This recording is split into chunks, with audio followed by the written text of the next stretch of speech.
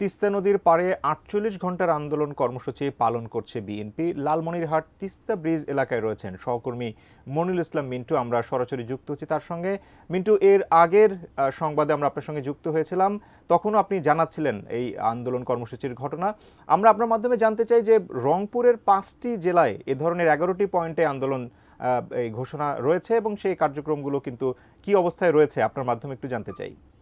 হিস্যা কিংবা মহাপরিকল্পনা বাস্তবায়নের দাবি সেটি দীর্ঘদিনের, সেটি উত্তরাঞ্চল তথা বাংলাদেশেরই দাবি, কিন্তু প্রতিবেশী দেশ ভারত একতরফাভাবে সেগুলোকে কর্ণপাত করছিল না এবং আগের যে সরকার ছিল, আওয়ামী লীগ সরকার, তাদের নতজানু যে পররাষ্ট্রনীতি, সেটির কারণেও আসলে ভারতেরকে যে সেভাবে যে চাপ সৃষ্টি করা সেটিও কিন্তু সম্ভব হয়নি। কিন্তু পরিবর্তিত প্রেক্ষাপটে নতুন যে বাংলাদেশ, সেই বাংলাদেশের প্রেক্ষাপট ধরে তিস্তা চুক্তি বাস্তবায়ন কিংবা তিস্তার যে পানি ন্যায্য হিস্যা সেটি যে দাবি, সেটি আবারও নতুন করে সামনে নিয়ে এসেছে জাতীয়তাবাদী দল বিএনপি এবং তারই অংশ হিসাবে ব্যতিক্রমী যে কর্মসূচি, সেই কর্মসূচি তারা শুরু করেছে।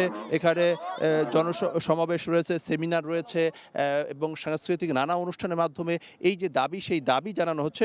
আমরা একজনকে পেয়েছি, একজন বয়স্ক মানুষ। আপনার পরিচয়টা একটু জানতে চাই। আমি লালমন্ডি আইডিয়াল পলিটেকনিক ইনস্টিটিউটের চেয়ারম্যান। আচ্ছা আচ্ছা, এই যে ব্যতিক্রমী একটা কর্মসূচির মধ্য দিয়ে আসলে আপনারা এই যে দাবিটা, সেই দাবিটাকে আসলে কিভাবে তুলে ধরতে চাচ্ছেন? আমরা এটা আমাদের ন্যায্য দাবি।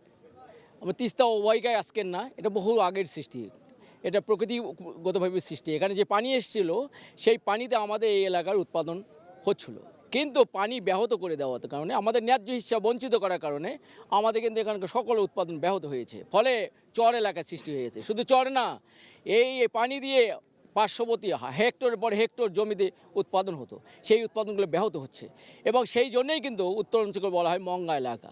এই মঙ্গা দূর হবে পানি দিয়ে। পানি শুধু মঙ্গাই দূর করবে না, পানি কিন্তু জীবনের কিন্তু অপর নাম পানি। সুতরাং এই পানি আমাদের যে জেনেভা কনভেনশনে যে আমাদের পানির হিস্যা রয়েছে, এই দাবি আমাদের আজকের না, আমাদের দীর্ঘদিনের দাবি। বিশেষ করে স্বাধীনতার 50 বছর আগে থেকে দাবি। শুধু এই 50 বছরের মধ্যে কয়েক দফা ভারতের সঙ্গে আমাদের কথা হয়েছে, চুক্তি হয়েছে, কিন্তু ন্যায্য হিস্যা তারা আমাকে দেয়নি। তারা একটা রাজনৈতিকভাবে কোণঠাসা করার জন্যই। তো এখন কিভাবে মনে করছেন যে এই দাবি বাস্তবায়ন করা বা এই দাবি আরও চাপ সৃষ্টি করা যাবে? আমরা এটা মনে করি যে 7 সিস্টার্স আমাদের সঙ্গে আছে, নেপাল, ভুটান, সিকিম সহ 7 সিস্টার্স যেহেতু আছে এবং অন্তর্বর্তীকালীন সরকারের প্রধান ডক্টর ইউনূস সাহেব আছেন। আমরা বিশ্বাস করি তার কাছে, তারপরে আমাদের পুরা প্রত্যাশা রয়েছে তিনি সারা বিশ্বে সমাদৃত একজন ব্যক্তি। তিস্তার পানির যে দাবি, এটা কি ন্যায্য দাবি। আজকে দুলুভাই যে ডাক দিয়েছেন, একটা সঠিক সময়ে ডাক দিয়েছেন। এই তত্ত্বাবধায়ক সরকারের আমলেই এই দাবিটা আমাদের পূরণ করা দরকার। ধন্যবাদ। এভাবে আসলে এখানে নানা শ্রেণী পেশার মানুষ, এখানে ছেলে, বুড়ো, শিক্ষক, শিক্ষার্থী এবং একেবারে বয়স্ক মানুষ, নানা পেশা মানুষ তারা এখানে একত্রিত হয়েছেন। তারা বলছেন যে তাদের প্রাণের দাবি, উত্তরাঞ্চলকে বাঁচাতে হলে, মরুভূমির হাত থেকে বাঁচাতে হলে, জীবন জীবিকা বাঁচাতে হলে সেক্ষেত্রে এই তিস্তাকে বাঁচাতেই হবে। কালার এক্সপার্ট, জর্জ স্যাপ এবং মাইল্ড অন হ্যান্ডস টেকনোলজি সমৃদ্ধ অরিক্স ক্রিস্টাল ওয়াশ আপনার লন্ড্রি এক্সপার্ট।